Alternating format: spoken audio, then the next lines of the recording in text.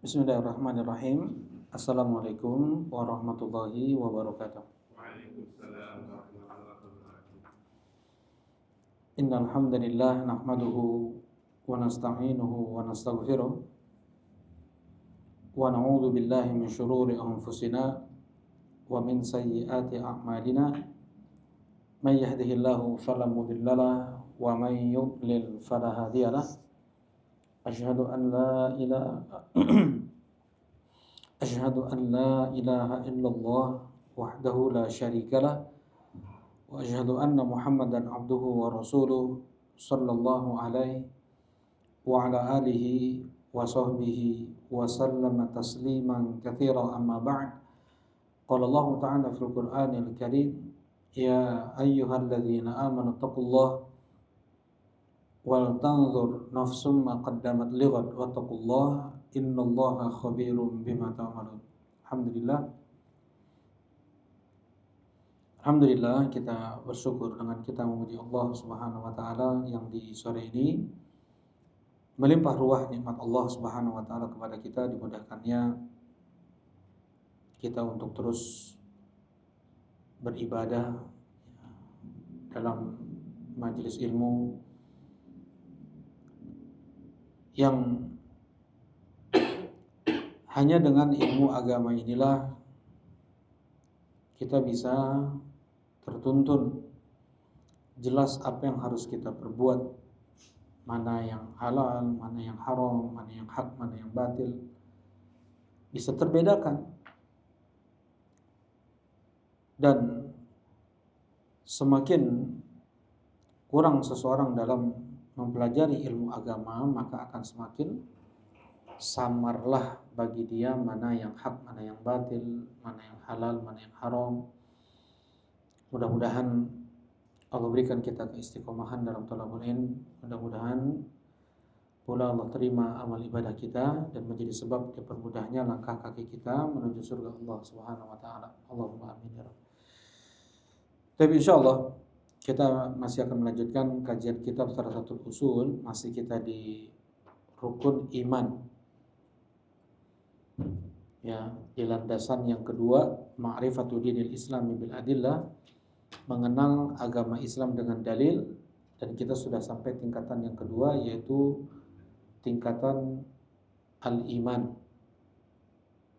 dan masuk pada atau sudah kita bahas sebagian tentang al-imanu bil kutub, iman terhadap kitab-kitab Allah Subhanahu wa taala. Sedikit penyempurnaan ya apa yang kita bahas pada pekan lalu. Al-imanu bil kutub, iman terhadap kutub atau kitab-kitab Allah. Kutub jamak dari kitab. Kitab maknanya diambil dari kalimat kataba yang artinya adalah jamaah, yaitu mengumpulkan. Ya, ada maktab. Maktab itu yang terkumpul di sana orang. Ya, ada katibah. Katibah itu kumpulan pasukan prajurit, itu namanya katibah. Nah, kitab dinamakan kitab karena terkumpul di dalamnya huruf, kalimat, ya, fasal, bab, fasal-fasal seperti itu. Nah, karena itu dinamakan kitab. Dan yang dimaksud dengan kitab dari rukun iman adalah kitab yang Allah Subhanahu wa taala turunkan kepada para rasulnya, ya, sebagai bentuk kasih sayang Allah kepada hamba-hambanya. Ya, karena yang paling tahu tentang makhluk adalah Allah yang membuatnya. Misalnya kita bikin, ada mungkin jenis baju ya yang nggak boleh disetrika gitu ya, nggak boleh dicuci dengan air yang, kita yang membuatnya, kita pula lah yang paling tahu tentang baju tersebut. Ya, kadang ada buku petunjuknya, nggak boleh dibuat seperti ini, nggak boleh dibuat seperti itu. Nah, yang paling tahu tentang kita sebagai manusia adalah Allah Subhanahu wa taala. Dan Allah menurunkan kitab-kitabnya sebagai bentuk kasih sayang Allah untuk kita manusia. Apa yang harus kita lakukan, apa yang tidak boleh untuk kita lakukan, apa saja yang dihalalkan, apa saja yang diharamkan untuk kembali maslahat tersebut kepada kita sendiri. Ya, berbeda dengan yang dibuat oleh manusia, ya peraturan-peraturan atau hukum-hukum yang dibuat oleh manusia pastinya tidak akan sempurna. Ya, terkadang belum disahkan saja sudah banyak yang direvisi kembali, sudah disahkan kemudian eh, ditarik lagi karena tidak sesuai. Memang seperti itu. Kalau yang membuatnya adalah manusia, ya. Tetapi hukum yang Allah Subhanahu wa taala sebutkan di dalam kitab-kitabnya itu baku. Ya, itu baku. Dan Allah sesuaikan, misalnya Taurat untuk Bani Israel yang ada di zaman Nabi Musa dan setelahnya. Demikian pula Injil untuk yang Bani Israel yang ada di zaman Nabi Isa dan yang setelahnya. Baik. Yang ada pada saat itu, karena sebagian syariat yang ada dalam Taurat itu tidak cocok untuk Bani Israel yang ada di zaman Nabi Isa alaihi salatu wassalam. Karena itu Nabi Isa alaihi salatu wassalam, beliau di antara yang diingkari, yang dibenci, yang dimusuhi oleh orang-orang Yahudi adalah karena Nabi Isa Nabi Isa syariat beliau membawa sedikit perubahan yang ada di Taurat. Wali uhilla lakum ba'dal ladzi hurrima 'alaikum. Dan aku datang untuk menghalalkan sebagian apa yang Allah haramkan untuk kalian. Ya, nah itu nggak boleh, itu nggak mau. Orang-orang Bani Israel nggak mau karena Taurat itu tidak bisa diubah, tidak bisa diganti dengan apapun. Nah, itu yang membuat mereka membenci Nabi Isa dan mau membunuh Nabi Isa alaihi wasallam. Yang jelas kitab Taurat yang ada yang ada di saat Nabi Isa itu ada, itu tidak cocok lagi ya di zaman itu. Nah, baik. Dan untuk Al-Qur'an ya, untuk Al-Qur'an adalah rahmat untuk alam semesta ini. Ya, sebagai bentuk kasih sayang Allah bukan hanya untuk kaum muslimin, bahkan untuk orang-orang kufarnya sekalipun Al-Qur'an ini sebagai rahmat untuk mereka. Wa ma arsalnaka illa rahmatan lil alamin, dan tidaklah kami mengutusmu ya Muhammad kecuali sebagai rahmat untuk alam semesta. Yang Rasulullah bawa adalah Al-Qur'an. Ya. Nah, dan disifati Al-Qur'an ini adalah nur, cahaya rembulan. Berbeda dengan Taurat adalah dia, yaitu cahaya matahari. Ya. Nah, jadi Al-Qur'an ini syariat yang mudah, syariat yang ringan. Ya, bukan artinya kalau semakin berat syariat semakin utama di sisi Allah, enggak. Ya.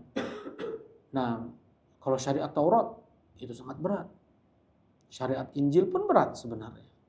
Ya, syariat Taurat berat bagaimana? Contohnya kalau mau bertobat dulu itu harus saling membunuh. Ya. Dan kemudian di dalam Injil kalau seseorang dia dia melihat wanita yang dia sukai padahal itu tidak tidak halal bagi dia, maka dia harus mencongkel matanya. Ini kan berat. Ya, syariat-syariat seperti itu. Dalam Injil dia congkel matanya, atau dengan tangannya dia akan menyentuh wanita yang tidak halal bagi dia, dia potong tangannya kayak gitu. Dan Islam adalah syariat yang mudah, syariat yang ringan. Sampai Rasulullah SAW mengatakan innama bu'istu atau gimana? Ustaz. Bil hanifiyah as-sam'ah. Aku diutus dengan al-hanifiyah yang sam'ah, yang lapang, yang ringan seperti itu. Baik. Nah, ini kitab yang Allah turunkan untuk manusia adalah sebagai rahmatnya, terutama terutama Al-Qur'an, ya, terutama Al-Qur'an sebagai bentuk kasih sayang Allah Subhanahu wa taala kepada umat Nabi Muhammad sallallahu alaihi wasallam. Bagaimana tidak? Coba, ya. Ketika di awal surat Ar-Rahman, apa arti Ar-Rahman? Ar-Rahman artinya yang maha pengasih. Apa bedanya dengan Ar-Rahim? Nah, kalau Ar-Rahim. Nah, jadi bagaimana itu khusus untuk muslim? Apa rahmat Allah yang khusus untuk kaum muslimin? Hidayah, Islam, tauhid, iman, sholat, puasa, zakat, haji. Nah, itu rahmat Allah yang Allah berikan khusus untuk kaum muslimin. Ya, kalau rahmat Allah yang Allah berikan untuk seluruh alam semesta ya seperti oksigen, seperti makanan, minuman, ya. Nah, Ar-Rahman adalah nama terbaik Allah kedua. Setelah apa Kang Iqbal? Setelah Allah, lafzul jalalah. Apa arti? Nah, ini jangan Kang Iqbal. Apa makna lafzul jalalah? Salman. Apa makna kalimat Allah? Masya Allah. Yang disembah, yang dipertuhankan, yang diibadahi. Ya. Diambil dari kalimat alaha ya'lahu, artinya abada ya'budu. Ya. Alaha ya'lahu ilahan. Ilahan atau fi'al, dalam ilmu sarf itu wazannya adalah fi'al. Ilah artinya kayak kitab. Firosh artinya adalah maf'ul. Artinya adalah jadi objek. Kalau udah fi'al itu jadinya objek. Kayak kitab artinya yang ditulis di dalamnya. Firosh artinya yang diduduki. Ilah artinya yang disembah. Kan asal katanya kan menyembah, beribadah, Allah itu. Kemudian ilah maknanya adalah makhluk, yaitu yang disembah, yang diibadahi, yang dipertuhankan. Nah, Allah asal katanya dari al-ilah. Asal katanya dari al-ilah. Ya, kemudian dihilangkan hamzahnya karena banyak orang Arab itu susah ya untuk menyebutkan hamzah di pertengahan kata. Ya banyak, itu banyak sekali. Bahkan nabi kan itu dihilangkan hamzahnya. Harusnya an-nabiu. Harusnya an-nabiu. Ya, harusnya seperti itu. Nah, ada yang dihilangkan, ada yang diganti menjadi huruf lain. Kalau an-nabiu diganti menjadi ya. Ya, kalau al-ilah dihilangkan hamzahnya. Ya, kayak misalnya qiraah hamzah aja misalnya. Oh, kalau beda lagi. Kalau qiraah warsh aja walar bukan wal ardi, hilang hamzahnya. Walar. Ya. Kalau kita hanya satu tuh di qiraat itu hanya satu di surat Al-Hujurat. Bi'sal ismul fusuq. Harusnya bi'sal ismul fusuq itu harusnya. Ya harusnya, bukan harusnya secara bahasa gitu ya. Tapi memang itulah hanya di situ aja.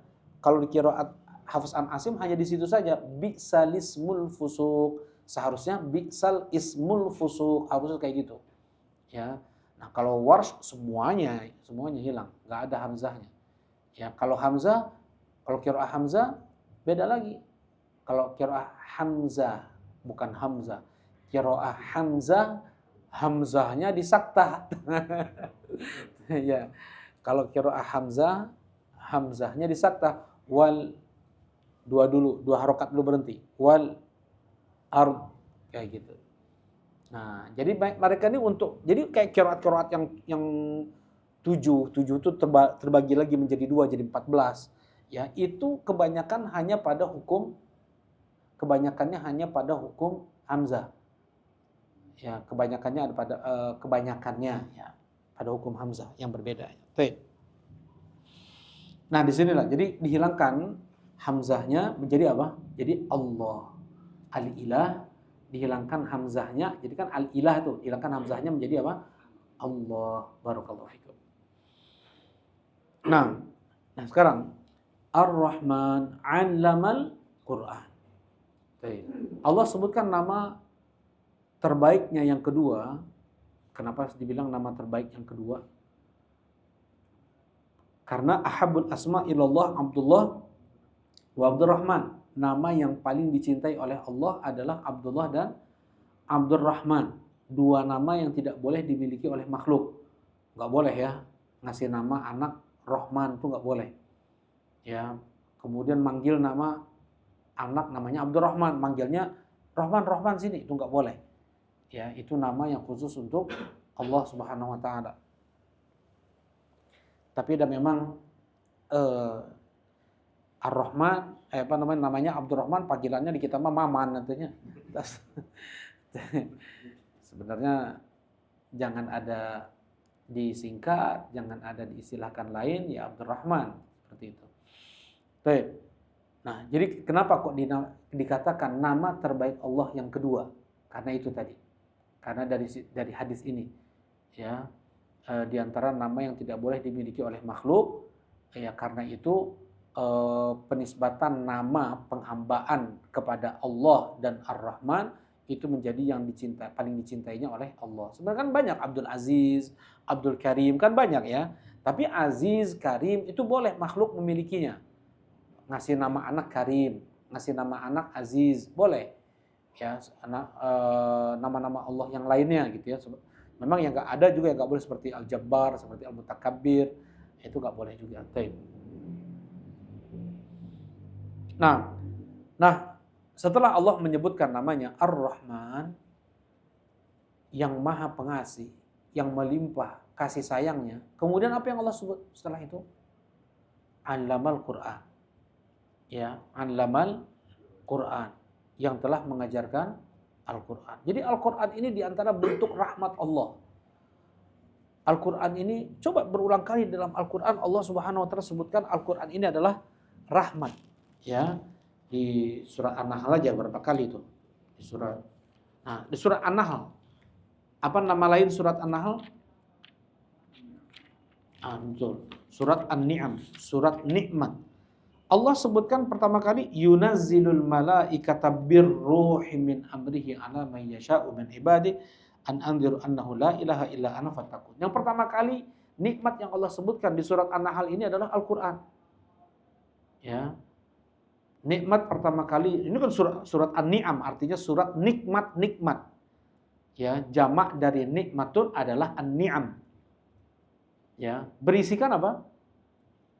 Ini nikmat-nikmat Allah Subhanahu wa taala, tentang air, ya, kemudian kendaraan, baik itu untanya, kudanya, bigolnya, hamir, keledai, ya belum lagi perkebunan, ya, pertanian, buah-buahan disebutkan. Nah, kemudian di surat An-Nahl ini Allah sebutkan tentang Al-Qur'an, ya. Wa nazzalna 'alaikal kitaba tibyanan likulli syai'in wa hudan wa rahmatan wa busyra lil muslimin. Dan kami turunkan kepada engkau kitab Al-Qur'an ini, wahai Muhammad, tibyanan likulli syai', sebagai penjelas untuk segala sesuatu. Ya, dan sebagai petunjuk, dan sebagai rahmat, wa busyra, dan sebagai berita gembira untuk kaum mukminin. Nah, ya, ini yang Allah sebut tentang Al-Quran sebagai rahmat, sebagai bentuk kasih sayang Allah Subhanahu wa taala untuk kaum muslimin. Ya. Inilah kemudian wa hidayatan lahum. Ya, diturunkan Al-Qur'an ini sebagai petunjuk. Ya, agar jelas mana yang dihalalkan, mana yang diharamkan. Ya. Hukum asal makanan apa? Halal. Mana dalilnya? Huwallazi khalaqalakum ma fil ardi jami'ah. Dialah Allah yang menciptakan untuk kalian semua yang ada di bumi ini. Jadi hukum asalnya semua yang ada di bumi ini halal, dari makanan, minuman, pakaian, kendaraan. Kalau seandainya ada yang mengharamkan, baru kita minta dalilnya. Mana dalilnya? Ya, baru kita minta dalilnya. Ya, baik. Karena Allah Subhanahu wa taala telah mengatakan wa qad fassala lakum ma hurrima 'alaikum, dan Allah telah memperinci untuk kalian apa yang diharamkan atas kalian. Ya, apakah di sana misalnya ada makanan nasi goreng nih. Nasi goreng. Berarti jelas itu halal. Tapi digoreng pakai minyak babi misalnya, itu jelas apa? Haramnya. Kayak gitu. Baik. Ya. Dan Al-Qur'an diturunkan agar manusia merasakan kebahagiaan, ya, di dunia ini.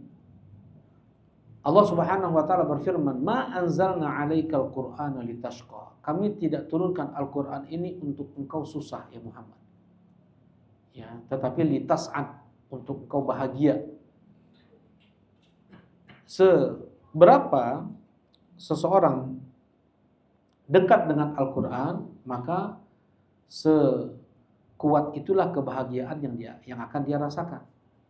Nah, sejauh apa seseorang dari Al-Qur'an, maka sejauh itulah kebahagiaan dari dia. Ya. Nah, karena Al-Qur'an itu diturunkan oleh Allah untuk seseorang bisa bahagia. Nah, litashqa. Ma anzalna 'alal Qur'ana litashqa. Tidaklah kami turunkan Al-Qur'an ini untuk kau susah ya Muhammad, untuk kau sengsara ya Muhammad. Baik. Nah, ini untuk Al-Quran, dan pentingnya kita untuk mengimani kitab-kitab Allah Subhanahu wa taala, karena satu saja kitab dikufuri maka murtad. Kenapa orang Yahudi murtad? Kenapa orang Yahudi dihukumi kafir? Karena dia tidak beriman terhadap Injil. Ya kan? Kenapa orang Kristen dihukumi kafir? Karena dia tidak beriman terhadap Quran. Jadi tidak beriman terhadap kitab. Ya, pentingnya kita beriman terhadap kitab-kitab ini. Kalau nggak beriman terhadap kitab, maka dia bisa apa? Bisa murtad. Nah, 5 kitab yang Allah turunkan kepada yang Allah sebutkan, bukan yang Allah turunkan. 5 kitab yang Allah sebutkan di dalam Al-Quran. Apa saja itu? Yang pertama, Suhuf Ibrahim, yang Taurat diturunkan kepada siapa? Nabi Musa. Injil, kemudian Zabur dulu. Zabur diturunkan kepada Nabi Daud. Kemudian Injil, Nabi Isa. Kemudian Al-Quran diturunkan kepada Nabi Muhammad Sallallahu Alaihi Wasallam. Baik. Untuk untuk jumlah kitab semuanya Allahu a'lam, hanya Allah yang tahu. Karena para rasul biasanya mereka pun juga diutus juga dengan kitab sendiri, ya. Dan semua kitab-kitab para rasul itu berporos pada 3 hal, ya. Yang pertama adalah tauhid, yang kedua al-iman bil yaumil akhir, yang ketiga adalah amal soleh. Ini 3 ini saja. Ya, tentang tauhid, tentang iman terhadap hari akhir dan prahara yang terjadi di sana, kemudian tentang amal soleh. Semua kitab, baik itu Suhuf Ibrahim, baik itu Taurat, baik itu Injil, ya. Nah, ini kecuali Zabur nih, ya. Karena Zabur isinya adalah pujian-pujian, doa-doa, zikir-zikir. Ya, berbeda dengan Taurat dan Injil, juga Quran. Kenapa? Karena Nabi Daud, beliau Nabi Bani Israel. Dan semua Nabi setelah Nabi Musa itu berkitabkan dengan kitab Taurat. Kecuali Nabi Isa alaihi wassalam. Beliau selain membenarkan juga Taurat, beliau membawa kitab baru juga yang namanya Injil. Jadi kitabnya orang Kristen itu memang ada 2, Taurat dan Injil. Perjanjian lama itu yang dikatakan Taurat, perjanjian baru itu dikatakan Injil. Al-Ahdul Qadim wal Ahdul Jadid. Ya, perjanjian lama dengan perjanjian baru. Baik. Ya. Nah, bisa jadi di sana ada kitab-kitab lain. Bisa jadi di sana ada kitab-kitab lain yang Rasul utus kepada para rasul diutus kepada umat-umat mereka seperti Nabi Hud, ya, seperti Nabi Saleh. Tapi wallahu alam, apa kitab-kitab yang Allah turunkan kepada mereka itu? Yang Allah sebutkan hanya 5 kitab ini saja. Jelas ini ya? Baik. Jadi tadi kenapa Anda bilang Nabi Daud itu kitabnya Zabur itu bukan tentang 3 hal ini? Kenapa?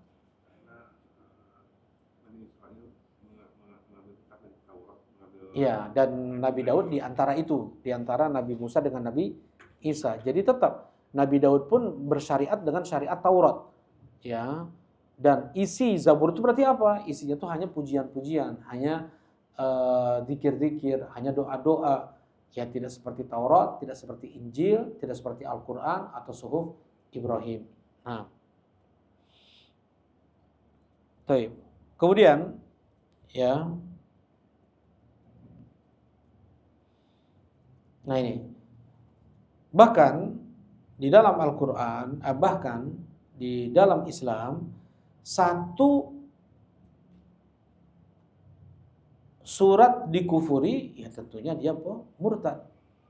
Ya, satu ayat dikufuri, maka dia murtad. Bahkan satu huruf yang disepakati itu adalah Al-Quran, maka dia apa? Murtad. Nah tadi, kalau satu kitab saja dikufuri, maka dia keluar tuh dari Islam, seperti orang Kristen. Dia dikatakan kafir karena dia tidak beriman terhadap Al-Quran. Nah, seorang Muslim dia wajib untuk mengimani kitab-kitab Allah yang 5 ini yang Allah sebutkan di dalam Al-Quran. Ada Suhuf Ibrahim, ada Taurat, ada Zabur, ada Injil, ada Al-Quran. Ya, tetapi untuk iman secara global, bukan iman secara terperinci. Ya, yang iman secara terperinci hanya pada Al-Quran saja. Nah, walaupun kita meyakini masih ada di sana ayat-ayat yang tidak diubah oleh mereka, tapi ayat-ayat yang diubah itu banyak oleh mereka. Sebagaimana firman Allah Subhanahu wa taala, wa yaktubunal kitaba bi aydihim. Mereka menulis kitab dengan tangan mereka, wa yaquluna hadza min indillah. Kemudian mereka mengatakan ini datang dari Allah. Ya, memang sama sekali itu bukan Taurat, itu sama sekali bukan Injil. Mereka tulis dengan tangan mereka dan kemudian mereka katakan ini bagian dari Taurat, ini bagian dari Injil. Ini yang pertama nih. Yang kedua, yuharrifunal kalima am mawadhi'ih. Mereka ubah ayat-ayat dari tempatnya. Jadi mereka ubah, ada mereka copot, mereka pasang, ya. Yang ada ya beberapa tahun yang lalu ya, kurang lebih tahun 2009 atau 2010 ada orang mu'allaf datang ke Al-Islam ya, dari Gorontalo atau dari mana Anda lupa ya. Nah, dia cerita tuh tentang Injil. Jadi Injil yang edisi tahun berapa itu memang masih ada pengharaman babi. Ya, kemudian edisi yang berikutnya ada revisi, ada tambahan hutan. Jadi babi hutan yang haram. Coba, berarti kan yuharrifunal kalima am mawadhi'ih. Mereka ini mengubah ucapan Allah dari tempatnya. Baik. Untuk menghalalkan babi, ya kan mereka makan babi nih. Bagi mereka babi itu kan halal. Ya. Jadi yang diharamkan apa? Babinya ya terus tambah hutan di sana. Berarti babi hutan yang haram, babi yang dipelihara bagi mereka itu halal. Baik, nauzubillah. Ya, kemudian seperti syariat-syariat berkurban, kemudian syariat khitan, kemudian penyebutan tentang Nabi Muhammad SAW dan para sahabat. Allah Subhanahu wa taala sebutkan di surat Al-Fath, Muhammadur Rasulullah walladzina ma'ahu asyidda'u 'alal kufar. Muhammad adalah utusan Allah. Ya, dan yang bersamanya sangat keras terhadap orang-orang kafir, ruhama'u bainahum, dan mereka penuh kasih sayang sesama mereka. Ya, tarahum ruk'an sujada yabtaguna fadlan minallahi wa ridwana. Engkau lihat mereka Muhammad dan sahabat-sahabatnya ruku, sujud, yang mereka harapkan adalah ridha Allah.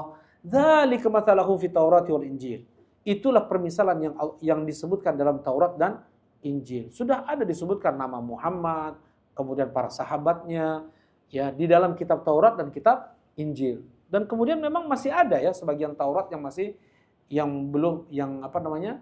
masih menyebutkan nama Muhammad. Ya, dan sekarang mah udah nggak ada tuh. Kebanyakan Taurat-Taurat yang ada, Injil-Injil sekarang nggak ada penyebutan nama Nabi Muhammad, ya kemudian para sahabatnya. Tapi yang masih yang masih ada pun ya nggak seberapa juga. Dan itu sekte di agama mereka. Nah,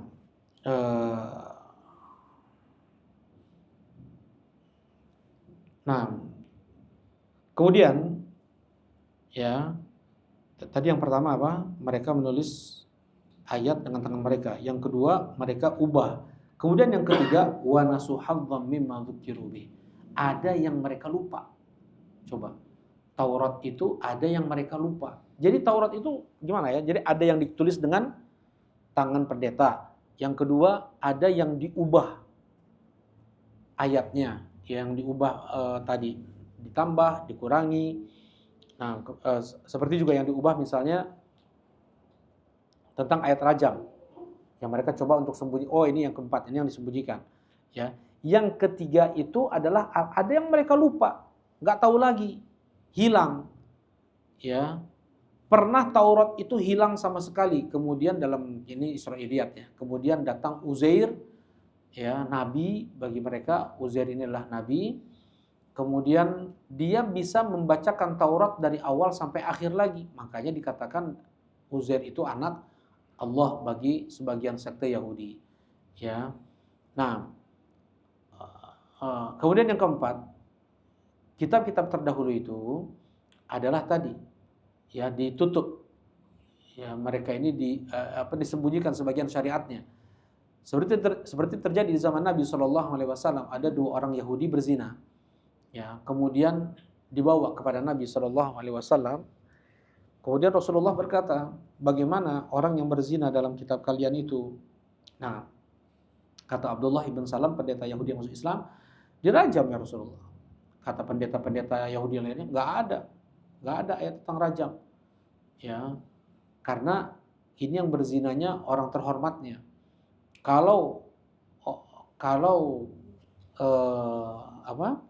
orang miskinnya itu ditegakkan hukum-hukum seperti potong tangan atau seperti rajam. Kalau orang terhormatnya mereka cari-cari dalil untuk mengubah hukum tersebut. Ya, makanya Usamah ibn Zaid, jadi kayak gini, ada seorang wanita dari suku dari suku Makhzumiyah kalau tidak salah. Seorang wanita dari suku Makhzumiyah mencuri selendang temannya.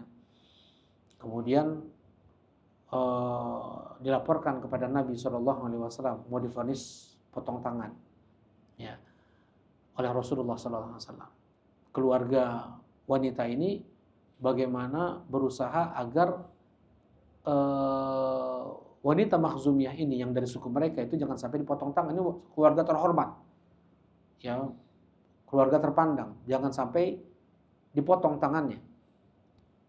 Gak ada yang bisa menyampaikan ini kepada Nabi SAW setelah mereka musyawarah kecuali Usamah ibn Zaid, yaitu orang yang dicintai oleh Nabi SAW. Kemudian mereka bilang ke Usamah, tolong disampaikan kepada Nabi agar jangan sampai dipotong tangan wanita Makhzumiyah ini. Disampaikan oleh Usamah kepada Nabi SAW. Marah Rasulullah SAW. Inilah perbuatan ahlul kitab. Ya, kalau seandainya orang terkemuka mereka yang bersalah itu tidak ditegakkan hukum, tetapi kalau orang lemahnya baru ditegakkan hukum. Demi Allah, andaikan Fatimah binti Muhammad sarakat mencuri, laqata'tu yadaha, aku akan potong tangannya. Ya, baik. Nah, di sini yang berzina pada saat itu orang terhormatnya. Ya, dibuka Taurat. Ya, di sini cuman ada dia dipermalukan saja ya Rasulullah. Ya Muhammad, dipermalukan saja, diarangi mukanya, diarak ke sekeliling kota, hanya itu saja. Kata Abdullah bin Salam, coba angkat tanganmu itu, angkat jempolmu, bukan tangan, angkat jempolmu itu. Ternyata ayat tentang rajam. Ya farujimat, kemudian dirajamlah. Nah, jadi seperti ini keadaan mereka. Ada yang mereka buat sendiri dengan tangan mereka, ada yang mereka ubah-ubah kalimatnya, ada yang mereka lupa, ya, kemudian ada yang mereka sembunyikan. Nah, ini kitab-kitab terdahulu seperti itu. Dan eh, untuk kepastiannya pun itu sangat diragukan. Kitab-kitab terdahulu itu berbeda dengan Al-Qur'an. Ya, kalau Al-Qur'an itu mutawatir semuanya. Ya, mutawatir itu banyak orang yang meriwayatkan sampai tidak perlu lagi ditanya sanad. Itu namanya mutawatir. Ya, mutawatir itu adalah at-tawattu, kesepakatan yang terjadi tanpa disengaja. Ya, kalau seandainya orang berkumpul nih, mau demo, berkumpul ratusan bahkan ribuan orang, bahkan sampai jutaan orang. Tapi mereka berkumpul itu kan bukan faktor tidak sengaja, tapi disengajakan waktunya ya, tanggal segini ya, hari ini kita mulai long march-nya dari sini ke sini kan kayak gitu. Nah, kalau mutawatir itu mereka bersepakat tanpa disengaja. Itu namanya mutawatir. Seperti Rasulullah SAW mengatakan, ini qad ra'aitu anna ru'yakum qad tawato'at. Aku sudah melihat bagaimana mimpi kalian itu mutawatir, tawato'at. Ya, itu, nama lain tawatir atau tawato'at. Maksudnya apa? Para sahabat mereka bermimpi banyak. Sama mimpinya semua, bahwasanya Lailatul Qadar itu di 10 malam terakhir bulan Ramadan. Ya. Baik. Dan mimpi mereka para sahabat salihah, shadiqah, mimpi yang benar. Baik. Man yataharraha falyataharraha fi sab'il awakhir aw fil 'ashril awakhir. Siapa yang mau mencari malam Lailatul Qadar, maka carilah di 10 malam terakhir atau di 7 malam terakhir. Jadi kesepakatan tanpa disengaja itu namanya mutawatir atau mutawati, ya. Baik. Nah, jadi Al-Quran ini mutawatir. Rasulullah SAW ajarkan kepada para sahabat menghafalnya, kemudian para sahabat mengajarkannya kepada para tabi'in menghafalnya, para tabi'in mengajarkannya kepada para tabi'in menghafalnya terus. Jadi kayak piramid kayak gitu. Hampir sejumlah kaum muslimin yang ada hafal Al-Fatihah kan? Ya, nggak perlu ditanya lagi mana sanadnya. Nggak perlu ditanya lagi. Karena mereka semua sejumlah itu kayak gini, itu namanya mutawatir. Baik. Kan pernah juga dengar ada hadis yang mutawatir ya. Baik. Kalau Anda ikut pendapat, nggak ada hadis mutawatir itu. Hadis mutawatir itu harusnya seperti itu. Kayak Al-Quran. Kalau yang namanya mutawatir itu seperti Al-Quran, kita nggak perlu lagi tanya sanadnya mana. Karena Al-Fatihah semua orang bacanya sama. Ya. Nah, seperti piramid itu. Berbeda dengan hadis Nabi. Ada yang mengatakan ada 8 hadis mutawatir. Seperti itu mah jelas ya, seperti man kadzaba alayya muta'ammidan falyatabawwa maq'adahu minan nar. Siapa yang berdusta atas namaku dengan sengaja, maka persiapkanlah tempat duduknya di neraka. Ini didengar oleh ribuan para sahabat ketika Rasulullah SAW haji wada. Ribuan, tentunya mutawatir kan ini, mutawatir. Dan diriwayatkan pula ke ribuan para tabi'in, tetapi setelah itu mengerucut mereka. Jadi setelah besar kayak gini nih, sahabat, tabi'in, ke tabi'innya mengerucut lagi. Antum pernah dengar enggak mangkadzaba alayya pas waktu antum SD, SMP, mangkadzaba alayya muta'ammidan falyatabawwa maq'adahu minan nar. Siapa yang berdosa atas namaku maka persiapkanlah tempat duduknya di neraka. Dengar enggak kan? Enggak, berarti bukan mutawatir itu. Zaman tabi'in saja mengerucut ke siapa? Ke yang mengeluarkan hadis itu saja. Bukhari, Muslim, Tirmidzi, Nasa'i, enggak banyak, enggak sejumlah kaum muslimin yang ada.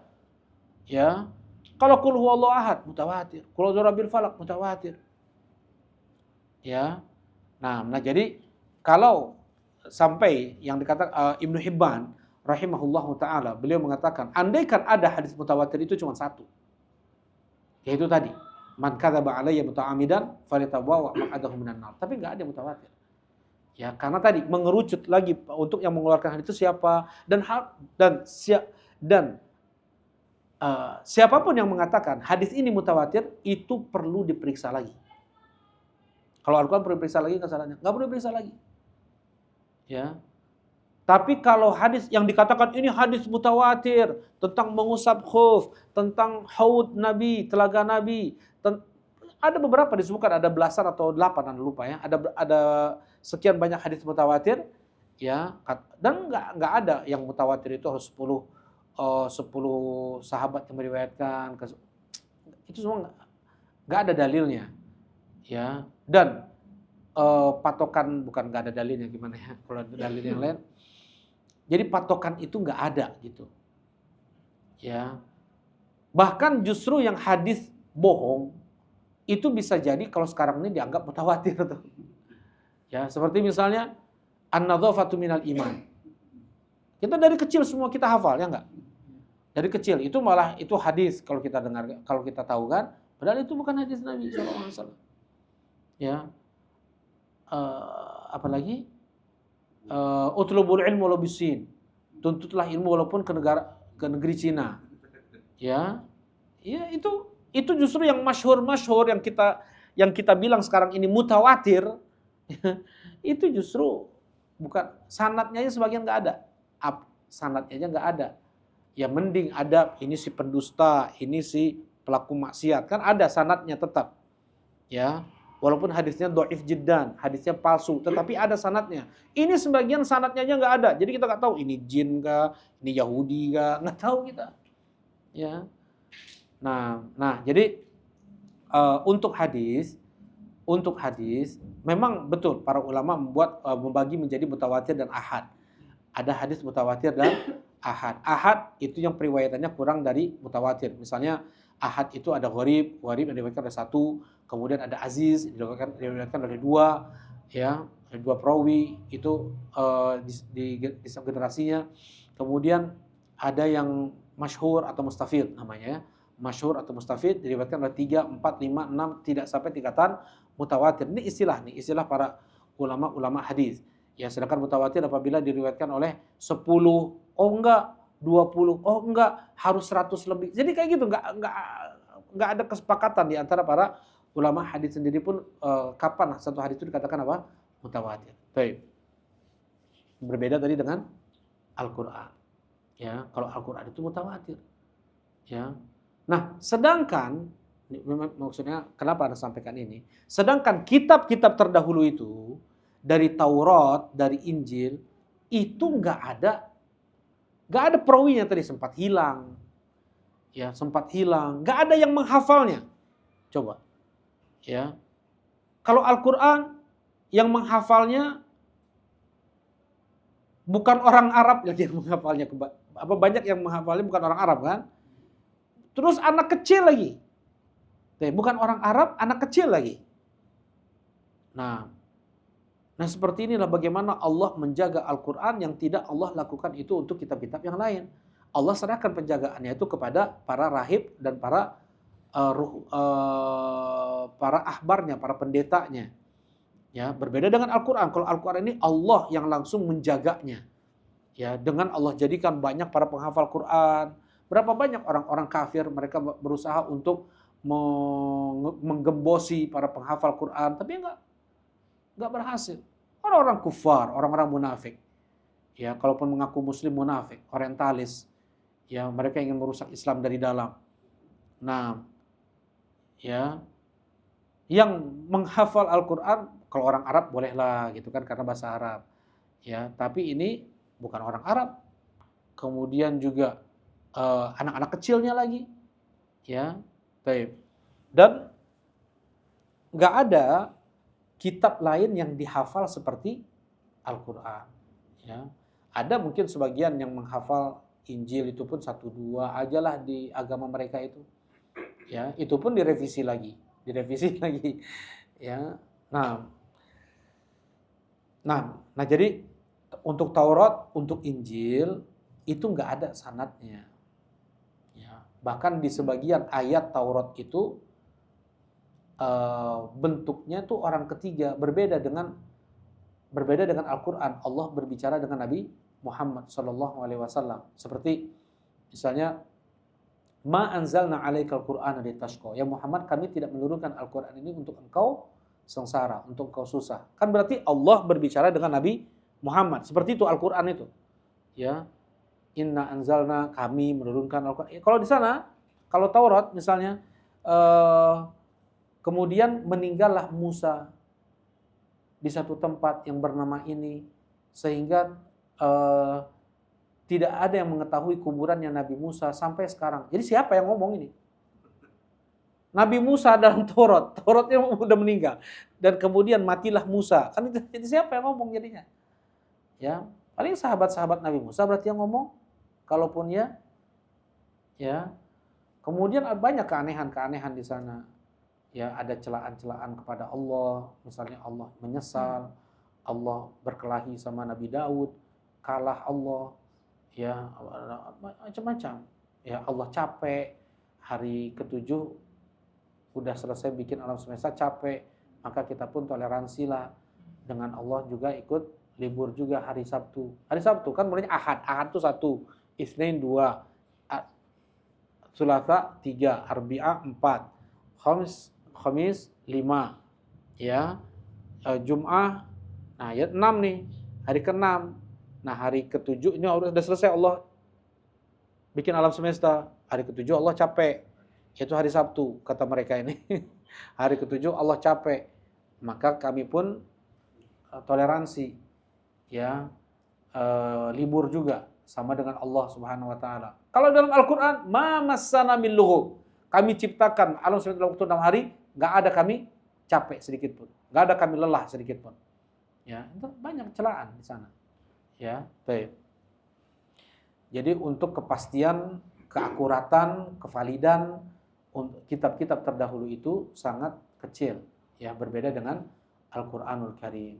Ya, masih terjaganya sangat kuat. Baik. Kemudian, ya,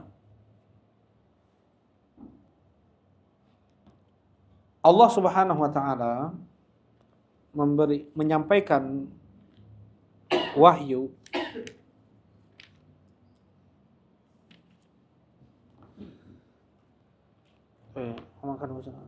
Makan dibasyir kalimullah wahyan aw wari hijab. Surah apa itu Salman? Tadi ana baca apa ayatnya? Illa aw wari hijab aw yursila rasula. Al-Hujurat bukan itu. Bukan. Nah, dan cara Allah menyampaikan wahyu kepada para nabinya itu dengan beberapa cara disebutkan oleh Allah Subhanahu wa taala. Coba dilihat. Subhanallah. Surat apa Salma?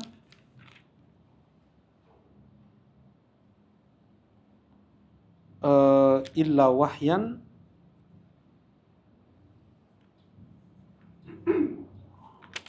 au min wara'i hijab. Oh iya, di surat Asy-Syura. Wa ma kana li basyarin yukallimuhullahu illa wahyan aw min wara'i hijab aw yursil rasulan fayuhi bi idnihi ma yasha innahu aliyyun hakim. Surat Asy-Syura ayat 51.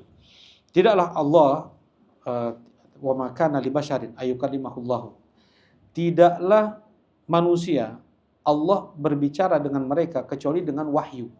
Ada wahyu seperti ilham Allah berikan langsung ke dalam hati para nabinya. Ya.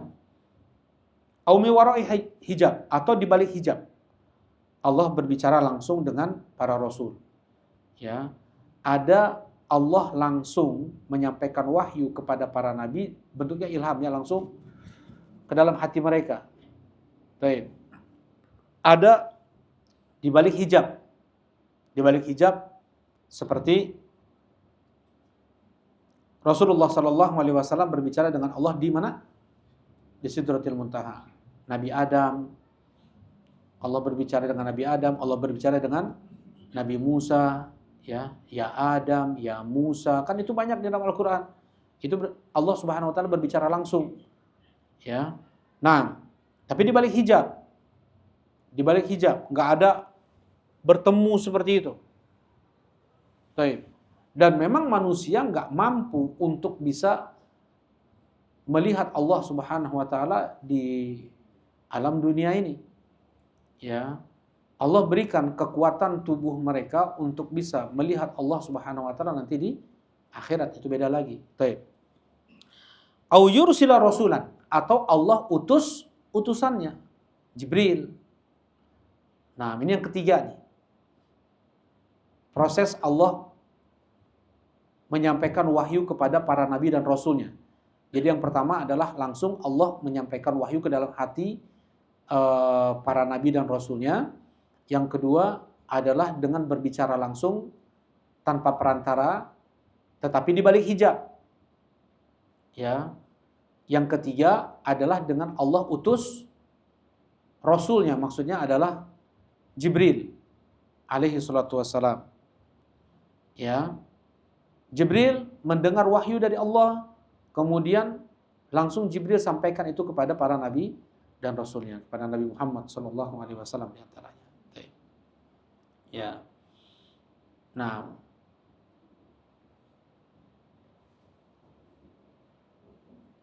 ada dengan bentuk Jibril yang asli, ada Jibril menyerupai sahabat Nabi yang itu siapa? Dihyah ibn Khalifah al-Kalbi. Baik.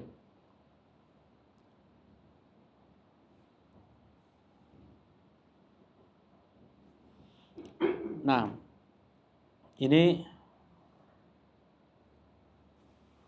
dan disampaikan juga bahwasanya kitab-kitab yang Allah turunkan kepada para nabi dan rasulnya itu hanyalah sebagian kecil dari kalamullah yang sangat luas.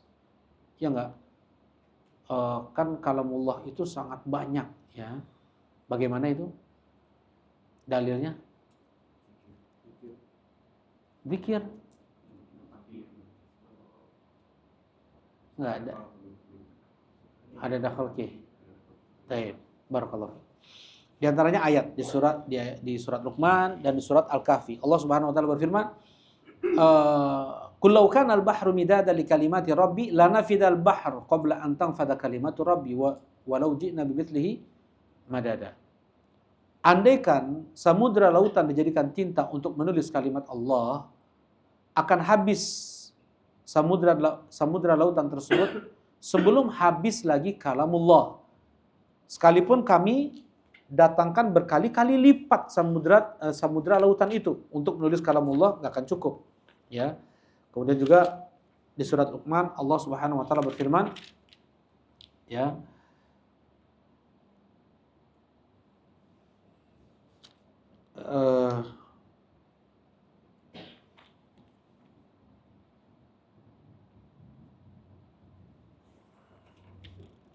Surat Luqman.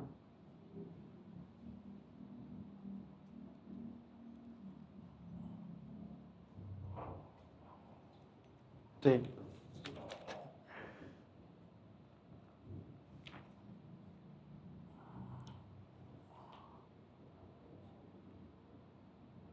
Walau annama fil ardi min syajaratin aqlamu wal bahru yamudduhu min ba'di sab'atu abhurin ma nafidat kalimatullah. Ya, kata Allah Subhanahu wa taala, andaikan semua pohon yang ada di bumi ini diubah menjadi pena. Ya. Satu pohon beringin aja bisa jadi berapa pena tuh? Jadi pensil. Coba, bisa ribuan. Nah, semua pohon yang ada di bumi ini menjadi pena. Kemudian bahr yamudduhu min ba'dihi, dan kemudian samudra lautan menjadi tintanya. Didatangkan lagi 7 kali lipat samudra lautan untuk menulis kalimat Allah, ma nafidat kalimatullah. Belum habis kalimat Allah. Sekarang Taurat sudah ditulis, Injil sudah ditulis, Suhuf Ibrahim sudah ditulis, Zabur, Al-Quran. Berarti apa? 0,000 berapa persennya kitab-kitab yang 5 ini bandingannya dengan kalamullah. Jelas ini ya. Nah, jadi Al-Quran dan kitab-kitab Allah yang lain itu jelas adalah kalamullah, tetapi itu adalah bagian yang sangat kecil dari kalamullah yang lainnya. Nah, baik. Ya. Nah, ini akidah Ahlussunnah wal Jamaah bahwasanya Allah itu berbicara. Ya. Allah berbicara didengar oleh Jibril, kemudian disampaikan kepada Nabi Muhammad SAW. Allah berbicara dengan topik apapun yang Allah inginkan, di waktu kapanpun yang Allah inginkan, kepada siapa yang Allah inginkan, di mana Allah inginkan. Jadi nggak sama itu semua kalamullah itu, berbeda dengan orang-orang Asy'ariyah. Orang-orang Asy'ariyah mengatakan Allah itu berbicara pada jiwanya, ya. Jadi satu kesatuan, nggak ada awal, nggak ada akhir. Nah, kita nggak bisa paham juga apa yang dimaksudkan oleh mereka ini ya. Nggak ada awal, nggak ada akhir. Jadi Al-Baqarah, An-Nisa, Ali Imran itu semuanya sama. Kan kalau kita lihat beda-beda isinya. Kemudian kalau diterjemahkan ke bahasa Ibrani jadilah Taurat. Kalau diterjemahkan ke bahasa Syriani jadilah Injil. Nah, ini jelas apa kengacauan yang ada pada mereka ini. Ya, orang-orang Asy'ariyah. Baik. Barakallahu fikum. Ini sedikit penyempurnaan tentang apa yang kita bahas pada pekan lalu tentang al-imanu bil kutub. Ya. Nah, kita lanjutkan. Yang berikutnya adalah al-iman bi rusulihi. Iman terhadap rasul-rasul Allah. Baik. Rasul adalah utusan. Nah, wal murad huna, yang dimaksudkan di sini adalah mereka yang diberi wahyu oleh Allah Subhanahu wa taala dari kalangan manusia yang diperintahkan untuk disampaikan kepada umat-umat mereka. Nah, Rasul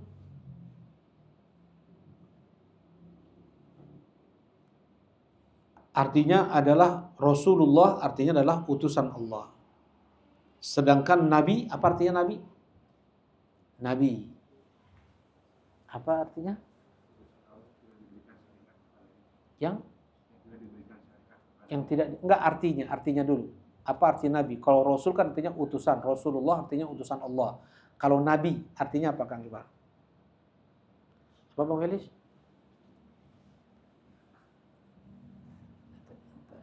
Nah, nggak tahu.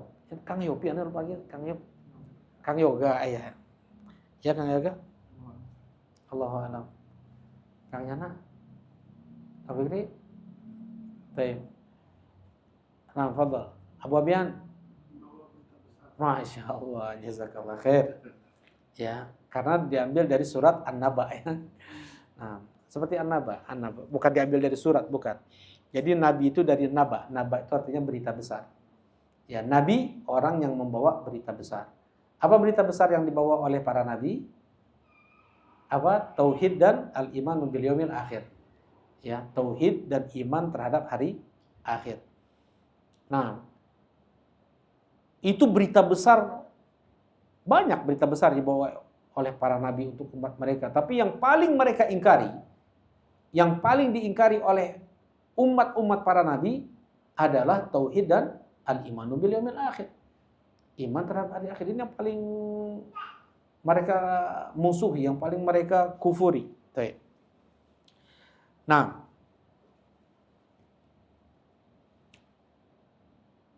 apa perbedaan antara Nabi dan Rasul? Apa perbedaan antara Nabi dan Rasul? Tadi kalau Nabi apa, Iqbal? Kalau yang kita tahu Nabi itu adalah yang diberi wahyu tapi tidak diperintahkan untuk menyampaikan. Sedangkan Rasul yang diberi wahyu tapi diperintahkan untuk menyampaikan. Itu pas kita SD kayak gitu ya. Ya, SMP pun masih juga gitu. Nggak berubah-berubah. Nggak tahu sampai sekarang masih nggak kayak gitu.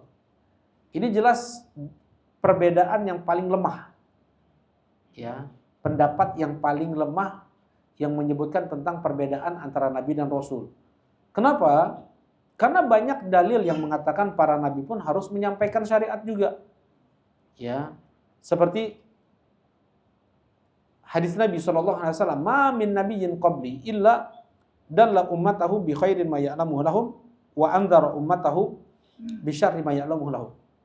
Tidak ada nabi sebelumku kecuali mereka semua menunjukkan kepada umat mereka kebaikan apa yang mereka tahu untuk umat mereka.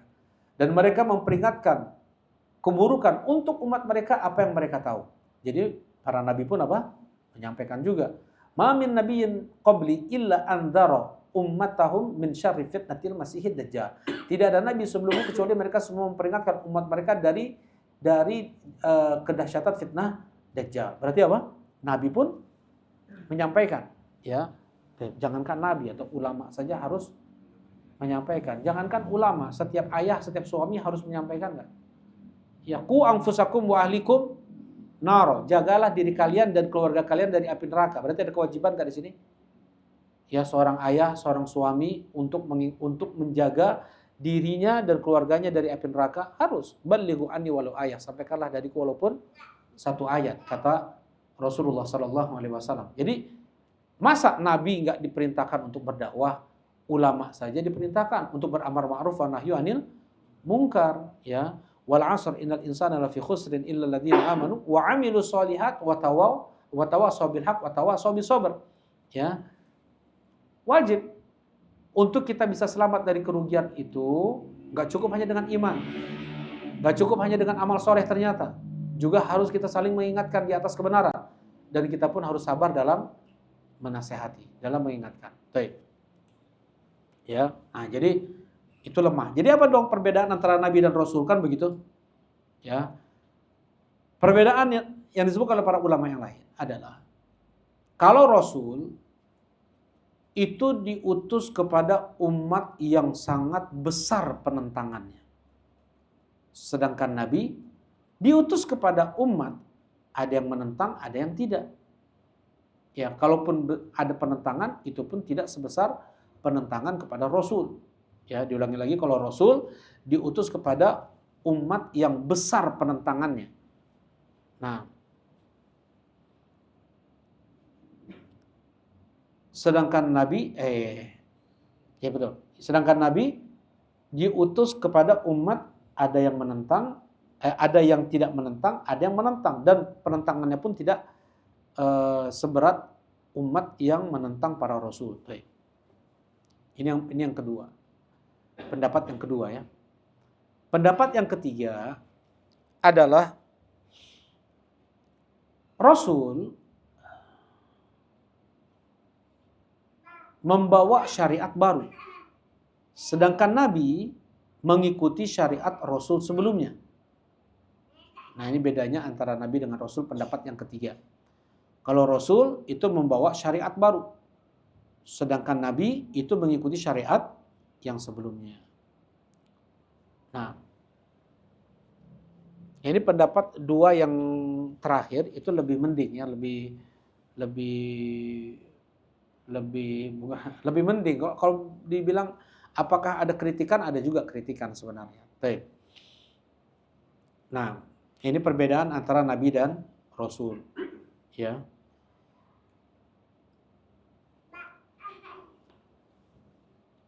Nah,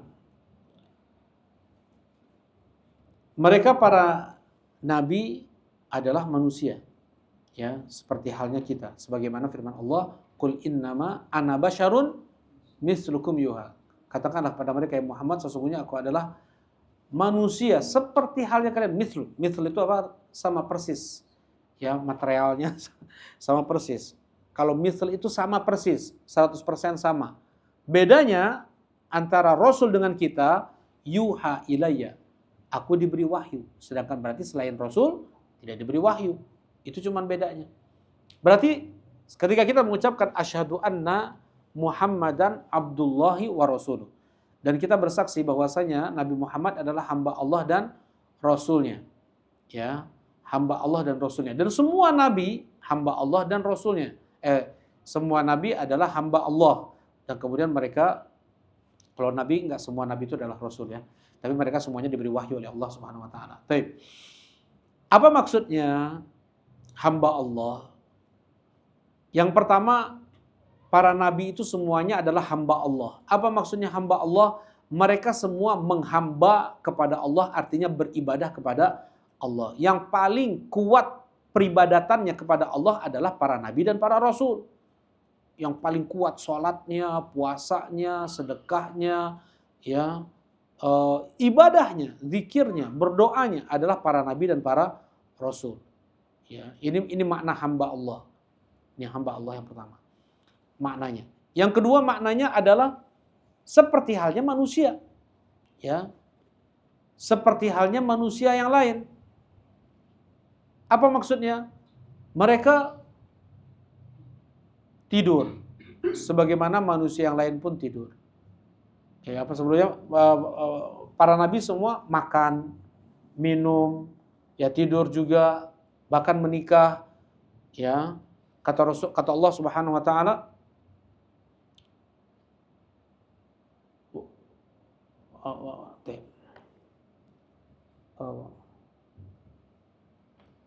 Allahumma musta'an.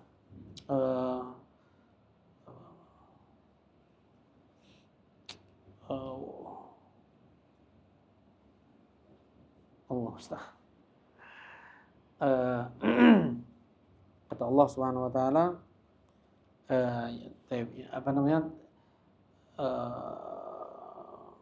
Waja'alna lahum azwaja wa dzurriyyah. Ini awalnya apa ya? Waja'alna lahum azwaja wa dzurriyyah. Dan tidaklah kami mengutus seorang rasul pun sebelummu ya Muhammad, kecuali kami jadikan untuk mereka istri-istri dan anak-anak. Ya. Jadi mereka para nabi menikah, mereka para nabi punya anak. Ya. Ini manusia biasa. Ya, ini diantara sunnah untuk menikah tuh ini. Karena para nabi mereka apa? Karena mereka para nabi menikah. Karena mereka para nabi pun Allah anugerahkan anak. Jadi mereka para nabi menikah. Mereka para nabi makan, minum, itu jelas, tidur, ya, mengantuk juga, ya. Kemudian bahkan mereka pun sakit, bahkan mereka pun meninggal. Ya, sekarang nabi siapa yang belum meninggal? Nabi Isa, dan akan meninggal. Nabi Isa alaihi salatu wassalam. Ya, Nabi Muhammad alaihi salatu wassalam sudah meninggal memang. Rasulullah sudah meninggal.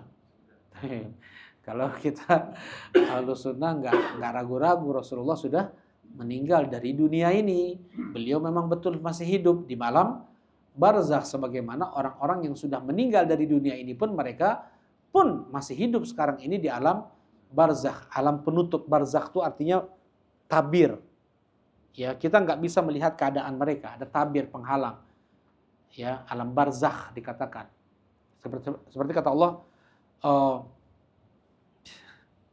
ini kalau puasa susah ya datangin dalilnya. Kurang cairan kayaknya. Nah, warna di surat Ar-Rahman, barzakhul la yabghiyan wa bainahuma barzakhul la yabghiyan. Jadi laut ada yang Allah jadikan barzakh, ada tabir. La yabghiyan, air ini tidak bercampur kepada air laut yang ini, air laut ini tidak bercampur pada air. Nah, itu namanya barzakh. Ya, kata Allah, bainahuma, di antara dua laut tersebut, barzakhun, ada pembatas. La yabghiyan, dua-duanya tidak saling masuk, tidak saling berpindah satu sama lain. Nah itulah mereka sekarang di alam barzakh. Mereka berada di kenikmatan nikmat kubur, ada juga yang mendapatkan azab kubur. Kalau kita bongkar kuburan mereka ya sama kayak gitu aja. Mereka terbaring di liang lahat mereka. Jadi maksudnya mereka para nabi hidup di mana? Di alam barzakh mereka. Tapi di alam dunia ini mereka sudah meninggal. Para syuhada hidup katanya. Sebagaimana firman Allah, wala tasabanna alladziina qutilu fi sabilillahi amwat bal ahya' inda rabbihim yurzaqun. Jangan kau kira orang-orang yang mati di jalan Allah itu, orang-orang yang terbunuh di jalan Allah itu mati, mereka itu hidup. Kan gitu kata Allah. Di sisi Allah mereka diberi rizki. Kan orang yang mati syahid, istrinya boleh dinikahi lagi kan? Istrinya boleh nikah lagi dan dinikahi juga oleh para sahabat yang lain. Ini menunjukkan bahwasanya mereka itu sudah meninggal di alam dunia. Kalau seandainya mereka masih hidup dengan hukum dunia, boleh nggak dinikahi istri mereka? Nggak boleh. Ya, seperti misalnya Asma binti Umais, istri dari Ja'far ibn Abi Thalib. Meninggal Ja'far, dinikahi Asma binti Abi Umais oleh Abu Bakar As-Siddiq radhiyallahu taala anhu. Kemudian Abu Bakar itu seorang siddiq yang lebih tinggi derajatnya daripada apa? Syuhada, daripada syahid, ya kan? Jadi kedudukan tingkatan kewalian di dalam Islam itu yang pertama adalah rasul. Rasul, ya, nabi, kemudian siddiq, syuhada, soleh. Ya, sebagaimana Allah Subhanahu wa taala firmankan, ulaikal ladzina an'amallahu 'alaihim minan nabiyyin wasiddiqin wasyuhada wassolihin. Ini urutan, ini berurutan. Berarti tingkatan siddiq itu lebih tinggi daripada syahid. Abu Bakar meninggal, kemudian Asma binti Umais ini dinikahi oleh Ali ibn Abi Thalib. Ya, oleh Ali bin Abi Thalib. Baik. Maksudnya mereka mempunyai hukum mati di dunia, gitu ya. Baik. Dan jelas Rasulullah Sallallahu Alaihi Wasallam beliau sudah meninggal, sebagaimana ucapan Abu Bakar As-Siddiq, "Man kana ya'budu Muhammadan fa inna Muhammadan qad mat, wa man kana ya'budullaha fa innallaha hayyun la yamut." Siapa yang menyembah Muhammad, Muhammad sudah mati. Siapa yang menyembah Allah, sesungguhnya Allah Maha hidup dan tidak akan mati. Allah Subhanahu wa taala pula berfirman tentang Nabi Muhammad, "Innaka mayyit." Sesungguhnya engkau akan mati ya Muhammad. Wa innahum mayyitun, dan mereka pun akan mati juga ya Muhammad. Kemudian Allah Subhanahu wa taala pula berfirman, "Wa ma Muhammadun illa rasulun qad khalat min qablihi rusul afa in mata aw qutila qalabtum ala aqabikum wa may yanqalib ala aqibihi fala yadurrullaha syai'a." Kata Allah Subhanahu wa taala, tidaklah Muhammad itu kecuali hanyalah seorang rasul yang telah berlalu rasul-rasul sebelum beliau. Apakah andaikan Muhammad mati atau terbunuh, kalian akan kembali murtad? Siapa yang kembali murtad tidak akan sedikit pun memudaratkan Allah Subhanahu wa taala. Jadi Nabi Muhammad beliau meninggal. Nabi itu maksudnya hamba itu. Ya, apa yang dimaksud dengan rasul? Ya, tadi mereka yang diberi wahyu oleh Allah Subhanahu wa taala. Kemudian mereka yang maksum. Mereka itu maksum dari kesalahan dalam penyampaian syariat. Yang ketiga, mereka maksum dijaga oleh Allah dari dosa-dosa besar. Ya, ini makna dari rasul. Baik. Nggak ada para nabi dan para rasul mereka yang melakukan dosa-dosa besar kayak gitu ya, nggak ada. Nah coba kalau lihat di kitab-kitab selain Al-Quran itu, masa minum khamr, nabi minum khamr, ya, kemudian mau ngambil istri dari prajuritnya, ya ada tuduhan-tuduhan keji, ya, keji. Baik, jadi enggak. Nah sangat tidak pantas ya. Baik.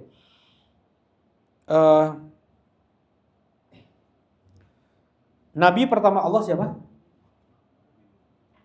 Nabi Nuh, salah. Nabi pertama Allah adalah Nabi Adam.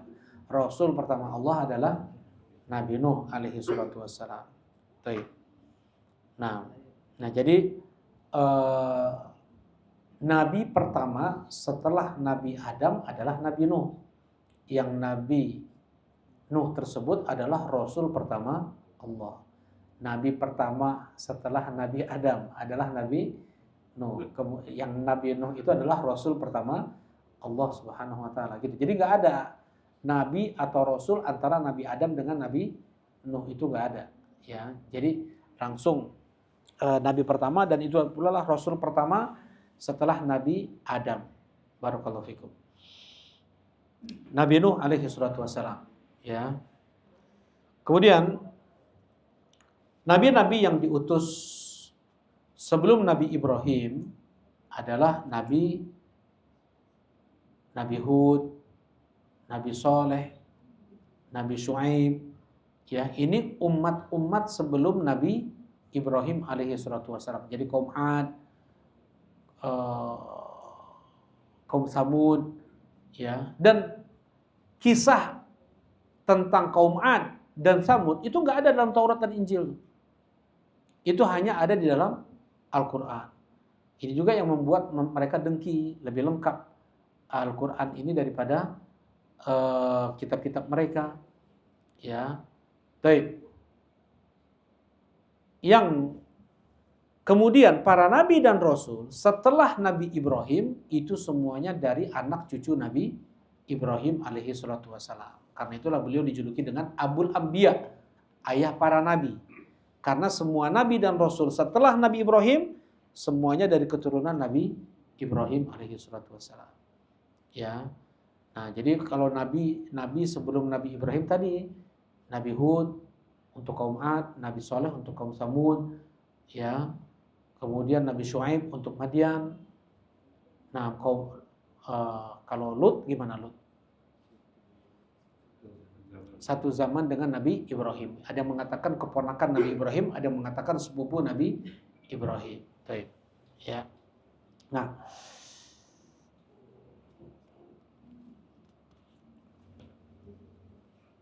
Nah,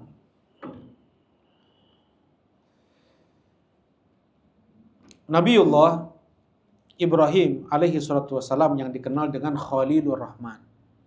Yang Allah subhanahu Khalil itu apa? Khalil itu adalah cinta yang paling puncak. Ya, cinta yang paling puncak namanya khullah. Khalil adalah orang yang paling dia cintai. Tidak ada yang lebih dia cintai daripada Khalilnya. Nah, itu namanya Khalil. Jadi cinta itu dalam bahasa Arab itu ada 10 ya. Ada 10 tingkatan. Nah, yang paling tingginya adalah khullah. Ada khullah, ada wud, ada wujud, ada mahabbah. Nah, mahabbah itu tingkatan yang keempat. Ya. Wud itu adalah cinta seorang ibu kepada anaknya. Itu wud. Itu melebihi cinta seorang istri kepada suaminya itu. Ya, wud. Kata Rasulullah sallallahu alaihi wasallam ketika beliau mau memanjangkan bacaan salat beliau, mendengar ada tangisan bayi. Kata Rasulullah SAW, aku tidak ingin mengganggu wud ummihi, cinta ibunya kepada si anak. Ya, jadi kalau yang paling bawah dari tingkatan cinta adalah al-isyq, yaitu isyq itu cinta hasrat, ya, cinta nafsu. Ya, seperti orang pacaran itu namanya isyq. Nah, orang yang asyik adalah orang yang terkena penyakit cinta itu. Seperti Majnun Laila. Ya, dia cintanya enggak kesampaian, dia cium dinding rumah Laila. Nah, itu namanya orang ini asyik. Orang ini terkena penyakit asyik. Nah, itu cinta yang enggak kesampaian. Biasanya maksiat ya. Atau misalnya cinta berlebih seorang istri kepada suaminya, seorang suami kepada istrinya. Nah, itu ada juga isyq sampai sakit, ya sampai ya ada juga ya, sampai sakit nangis sampai gila gitu kan. Nah, itu namanya isyq. Cinta isyq namanya. Baik. Nah, yang paling puncak dari tingkatan cinta adalah khullah. Yang Allah Subhanahu wa taala berikan khullahnya kepada Nabi Ibrahim dan Nabi Muhammad sallallahu alaihi wasallam. Kata Rasulullah sallallahu alaihi wasallam, "Innallaha takhadani khalilan kama takhadha Ibrahim khalila." Sesungguhnya Allah menjadikanku sebagai khalilnya sebagaimana Allah menjadikan Nabi Ibrahim sebagai khalilnya. Nah, dari sekian para nabi dan para rasul, ada yang paling afdolnya, mereka yang dikatakan ulul azmi minar rusul. Ya, kata Allah Subhanahu wa taala, "Fasbir kama sabara ulul azmi minar rusul." Sabarlah engkau ya Muhammad sebagaimana telah bersabarnya ulul azmi dari kalangan para rasul. Baik. Sebagaimana telah bersabarnya ulul azmi dari kalangan para rasul. Baik. Siapa ulul azmi itu? Juga ya 5. Siapa itu? Nabi Muhammad, Nabi Isa, Nabi Musa, Nabi Ibrahim, Nabi Nuh. Nah, Masya Allah. Baik. Ini pun berdasarkan kemungkinan terbesar. Bukan nas. Nggak ada dalil jelas datang dari hadis ataukah ayat mengatakan ulul azmi itu adalah 5 rasul ini. Nggak ada dalil jelas. Ya. Kenapa para ulama menyebutkan 5 nabi ini mereka adalah ulul azmi dari kalangan rasul? Karena Allah menyebutkan 5 nama nabi ini dalam 2 ayat dalam Al-Quran. Satu di surat Asy-Syura, yang kedua di surat Al-Ahzab. Allah Subhanahu wa taala berfirman di surat, jadi ada 2 ayat di dalam Al-Quran, satu di surat Asy-Syura, yang kedua di surat Al-Ahzab. Ya, penyebutan pengumpulan 5 nabi, penyebutan nama 5 nabi. Jadi kemungkinan terbesar ulul azmi itu adalah 5 nabi. Sebenarnya nggak ada hubungannya juga, seperti misalnya ya di surat Al-Ahzab, wa idz akhadna minan nabiyyina mitsaqahum wa minka ini maksudnya Nabi Muhammad, wa minka wa min Nuhin wa Ibrahim wa Musa wa Isa bin Maryam. Dan ketika kami mengambil perjanjian kepada para nabi, kepada engkau ya Muhammad, Nuh, Ibrahim, Musa, Isa bin Maryam. Nah, ini kan seperti itu ayatnya. Kemudian di surat Asy-Syura, wa syara'a lakum minad din ma wasa bihi Nuhan walladzi auhayna, dan sebagaimana kami wahyukan walladzi auhayna ilaika, gimana? Syara'a lakum minad din ma wasa bihi Nuhan walladzi auhayna ilaika wa ma wasaina bihi Ibrahima wa Musa wa Isa. Udah tadi Nuh udah sebut ya di awal ya tadi ya. Baik. Syara'a lakum minad din ma wasa bihi Nuhan, ya. Nuhan walladzi auhayna ilaika wa ma wasaina bihi Ibrahim wa Musa wa Isa. Jadi sebenarnya enggak ada penyebutan ulul azmi di 2 ayat ini. Ya, cuman karena disebutkan 5 nabi dalam 2 ayat, kemungkinan terbesar mereka adalah ulul azmi. Ya, baik. Kalau misalnya untuk syafaatul uzma, manusia pun mendatangi juga Nabi Adam yang enggak disebutkan ulul azmi, ya enggak? Untuk syafaatul uzma yang didatangi oleh manusia siapa saja? Nabi Adam, Nabi Nuh, Nabi Ibrahim, Nabi Musa, Nabi Isa, Nabi Muhammad, ada 6 tuh berarti. Ya kan? Ya, dan para ulama mengatakan mereka adalah ulul azmi juga, masuk juga di sana Nabi Adam. Nah, dari ulul azmi yang disebutkan oleh para ulama, 5 nabi ini, yang terbaiknya adalah Nabi Muhammad sallallahu alaihi wasallam. Kenapa? Nabi Muhammad adalah nabi terbaik. Kenapa? Ya, kenapa? Karena diturunkan Al-Quran. Baik.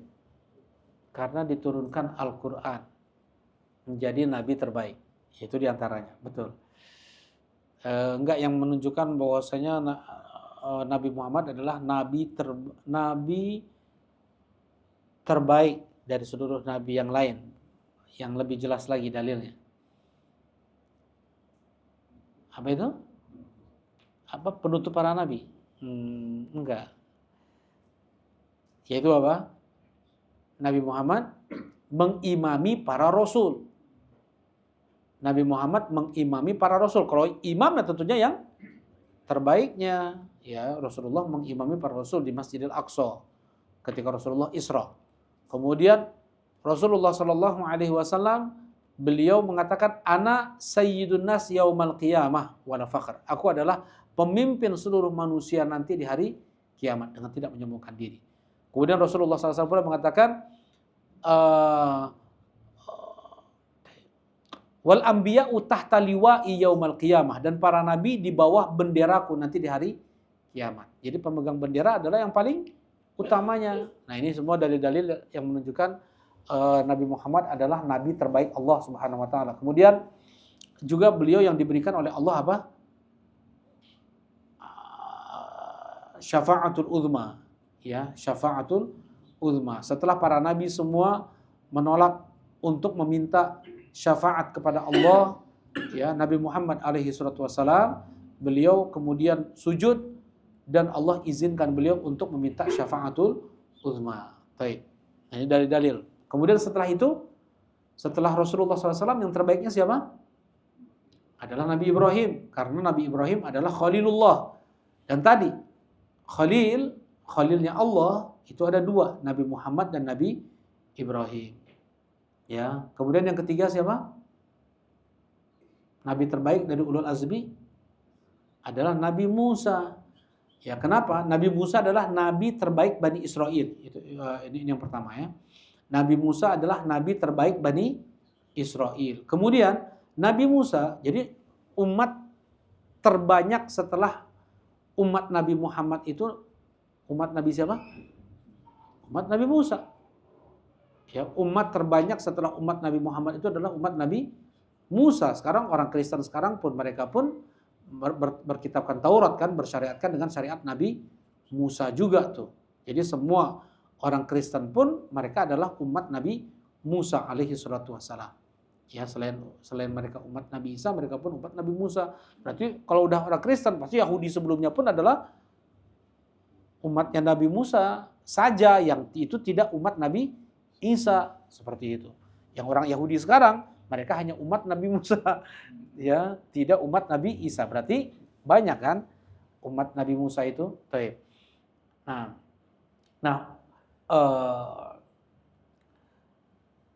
Nabi Musa adalah nabi terbaik Bani Israel. Dan beliau dijuluki dengan Kalimur Rahman. Kenapa? Karena beliau berbicara langsung dengan Allah. Ada lagi dong yang berbicara langsung dengan Allah, Nabi Muhammad, Nabi Adam, di bumi dan berulang kali. Jazakallah ya. Nabi Musa dijuluki dengan Kalimur Rahman, yang berbicara dengan Allah. Kenapa? Karena berulang kali Allah berbicara langsung dengan Nabi Musa di dunia ini. Gak ada nabi-nabi yang lain. Nabi Muhammad aja enggak. Nabi Ibrahim enggak. Nabi Adam enggak. Ya, berulang kali langsung. Tanpa ada perantara Jibril. Baik. Kemudian siapa lagi yang lebih afdal? Nabi Nuh atau Nabi Isa? Ya, mereka para ulama tidak menyebutkan mana yang lebih afdal. Ini kata Syekh Muhammad bin Shalih bin Utsaimin rahimahullahu taala, para ulama tidak menyebutkan mana yang lebih afdal antara Nabi Nuh dengan Nabi Isa, karena mereka masing-masing memiliki keutamaan. Ya, berbeda dengan Nabi Musa, Nabi Ibrahim, Nabi Muhammad, itu jelas dalil-dalil tentang keutamaan mereka. Dan mereka para nabi memiliki keutamaan lebih satu daripada yang lain. Ya. Tapi gimana dengan hadis la tufaddiluni ala Yunus ibn Matta? Jangan kalian utamakan aku daripada Yunus ibn Matta. Nabi Yunus. Matta itu jadi Matius ya, Matta. Ya. Istilahnya maksudnya ada Injil riwayat Matta. Injil riwayat Matta. Kalau ini kan di bahasa Ibrani kan jadi apa? Jadi Matius. Kata Rasulullah SAW, la tufaddiluni ala Yunus bin Matta. Jangan kalian utamakan aku daripada Yunus bin Matta. Padahal jelas Nabi Muhammad lebih afdal daripada Nabi Yunus, bahkan daripada Nabi Ibrahim, Nabi Musa, Nabi Isa, dan Nabi Nuh. Bagaimana itu? Bagaimana jawabannya? Jangan kalian utamakan aku, kata Nabi Muhammad. Kenapa? Karena Nabi Yunus alaihissalam kan sedikit orang, maksudnya Nabi Yunus itu meninggalkan kaumnya sebelum Allah perintahkan untuk meninggalkan kaumnya. Ya, makanya Nabi Yunus ditelan ikan, kemudian dimuntahkan lagi, ya, kemudian kembali lagi kepada kaumnya, kan gitu. Nah, kenapa?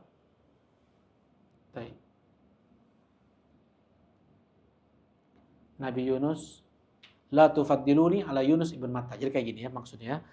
Kalau Nabi, demikianlah para Nabi kami utamakan yang satu daripada yang lainnya, kata Allah Subhanahu Wa Taala. Bagaimana dengan hadis ini? Maksudnya, kalau seseorang mengutamakan Nabi yang satu daripada Nabi yang lain dengan merendahkan Nabi yang lain tersebut, itu hukumnya haram. Enggak boleh kena hadis ini. Nggak boleh kita, Nabi saya lebih afdol daripada Nabi kamu. Nah itu nggak boleh. Misalnya kalau ada perendahan untuk Nabi yang lain itu nggak boleh. La tufaddiluni ala Yunus bin Matta. Maksudnya Nabi Muhammad lebih berhasil dakwahnya, Nabi Yunus malah Nabi Yunus meninggalkan kaumnya. Jadi ada merendahkan Nabi Yunus seperti itu hukumnya nggak boleh. Ya, baik. Kemudian bagaimana dengan ayat Amanar Rasulu bima unzila ilaihi min rabbihim kullun amana billahi wa malaikatihi wa kutubihi wa rusulihi la nufarriqu baina ahadin min rusuli. Kami tidak membeda-bedakan satupun dari rasul kami. Rasulullah Allah mengatakan kami tidak membeda-bedakan. Maksudnya gimana? Tadi kan ada keutamaan antara satu rasul dengan rasul yang lain. Ada yang bisa jawab? Ya. Jadi waktunya wahyunya sama. Perintah dari Allah sama, tapi iman kepada hari akhir. Amal soleh. Baik, barakallahu fiik, jazakallahu khair. Nah, jadi maksudnya la nufariqu baina ahadin min rusuli, itu tidak kami membedakan, maksudnya kalau itu adalah nabi dan rasul itu nggak boleh dibeda-bedakan. Maksudnya kalau orang Yahudi bagaimana? Mereka membedakan, mereka membunuh para nabi, mereka membunuh para rasul. Bahkan ketika mereka membunuh Nabi Isa saja, dengan bangganya mereka mengatakan qatalna Isa bin Maryam Rasulullah. Kami telah bunuh Isa bin Maryam yang dia adalah utusan Allah. Maksudnya dengan bangganya gitu. Ya, ya, dan banyak yang mereka tolak dari para nabi dan rasul. Ya, baik. Nah, kemudian ya disebutkan di sini oleh Syekh Muhammad Ibn Shalih bin Utsaimin rahimahullahu taala, ya, war rusul basyarun makhluqun laisa lahum min khasaisir rububiyyah wal uluhiyyah syai'.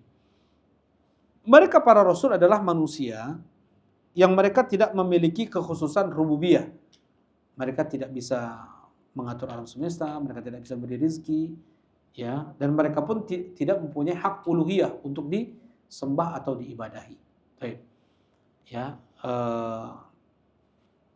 nah, sekalipun itu Nabi Muhammad Sallallahu Alaihi Wasallam. Nah, sekarang tentang nggak lama lagi ya. Atau pertanyaan aja nih. Karena tadi mau sedikit mengisahkan tentang Nabi Ibrahim alaihi salatu wassalam sampai ke Nabi Muhammad. Oh, seperti nggak akan detail yang saya sampaikan karena nanti akan ada pembahasan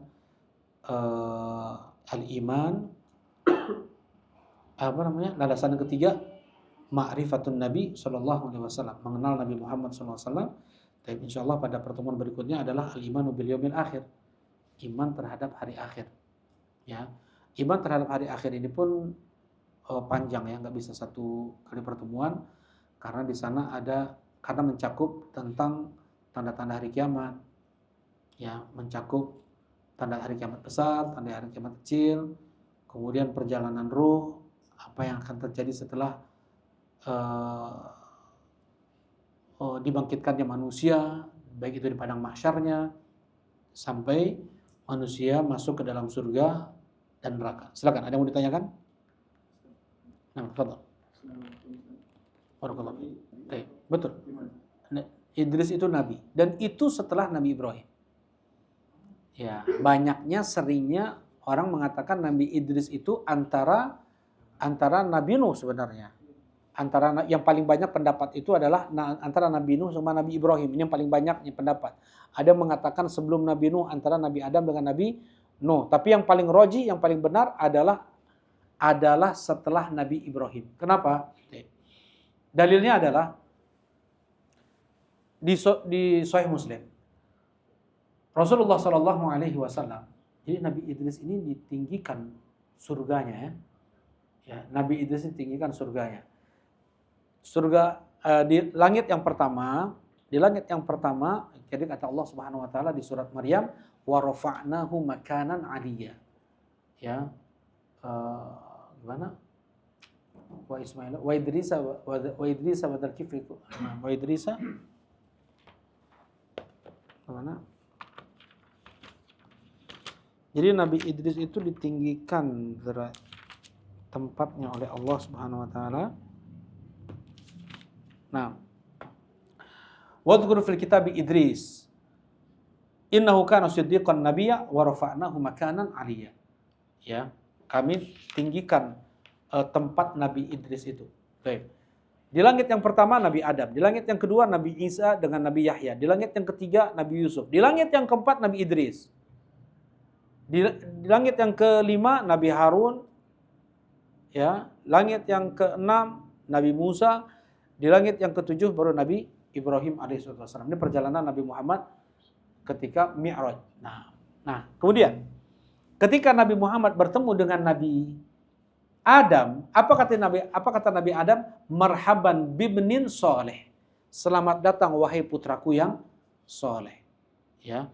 Kemudian ketika bertemu dengan Nabi Isa dan Nabi Yahya, mereka berkata marhaban bi akhin soleh. marhaban bi akhin soleh. Selamat datang wahai putraku yang soleh. Putraku, akhin, saudaraku yang soleh. Kan Nabi Adam lagi. Nabi Ibrahim alaihissalam kan mempunyai 2 putra, yang satu Ismail, satu Ishak. Nah, dari Ishak inilah lahir Nabi Yahya, Nabi Isa, kan begitu? Nah, berarti Nabi Muhammad ke Nabi Yahya dan Nabi Isa adalah saudara. Ya, makanya mereka bilang ke Nabi Muhammad, selamat datang wahai saudaraku yang soleh. Ya. Kemudian naik lagi ke Nabi Yusuf, sama, bi akhin soleh. Selamat datang wahai saudaraku yang soleh. Nah, pas ke Nabi Idris, gitu juga. Selamat datang wahai saudaraku yang soleh. Nabi Harun, Nabi Musa sama. Pas ke Nabi Ibrahim, selamat datang wahai putraku yang soleh. Jadi yang bilang putraku hanya Nabi Adam dan Nabi Ibrahim. Yang bilang ke Nabi Muhammad putra itu adalah Nabi Muhammad dan Nabi Ibrahim. Berarti ke yang lain itu saudara. Berarti cabang dari Nabi Ibrahim. Jelas ini insyaAllah. Ya, ini yang disebutkan oleh para ulama. Nabi Idris itu adalah dari keturunan Nabi Ibrahim alaihissalam. Baik. Gak ada yang ditanyakan kayaknya. Udah ada. Baik, insyaallah kita cukupkan. Alhamdulillah, wassalatu wassalamu ala Rasulillah. Assalamualaikum warahmatullahi wabarakatuh.